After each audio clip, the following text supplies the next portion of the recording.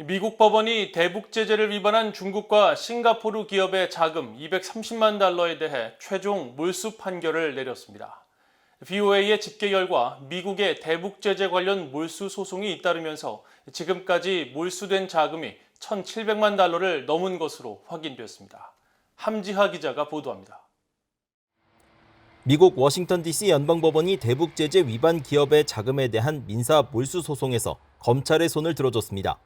미국 연방법원 전자기록 시스템에 따르면 루돌프 콘드레라스 연방판사는 최근 익명의 싱가포르 기업 자금 59만 달러와 중국 기업 위안이 우드의 자금 172만 달러의 몰수를 명령했습니다. 검찰이 지난 2018년 해당 자금에 대한 최초 소송을 제기한 지 3년여 만에 승소 판결을 받은 겁니다. 당시 검찰은 이들 기업이 제재 대상 북한 은행들과 미국 달러로 거래하면서 북한 정권이 원하는 물품을 확보할 수 있었다고 밝혔습니다.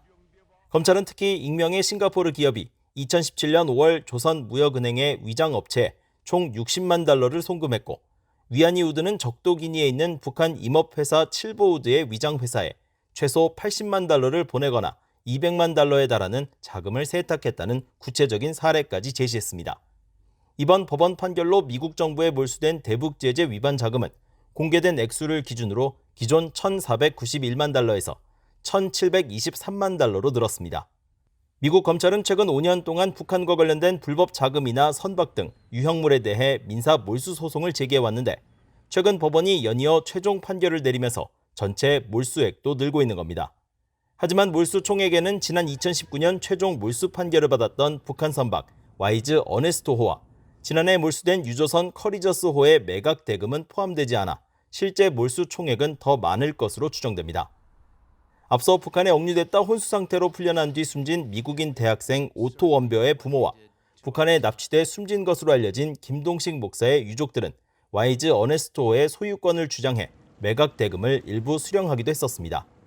한편 몰수 소송에 앞서 기업들이 자발적으로 벌금 납부에 합의하는 사례도 늘고 있습니다.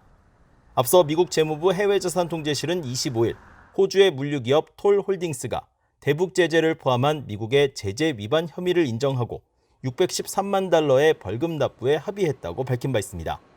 이에 따라 최근 2년간 대북 제재 위반으로 미국 정부와 벌금 납부에 합의한 기업들의 납부액 총액도 기존 6개 기업 310만 달러에서 7개 기업 924만 달러로 크게 늘었습니다.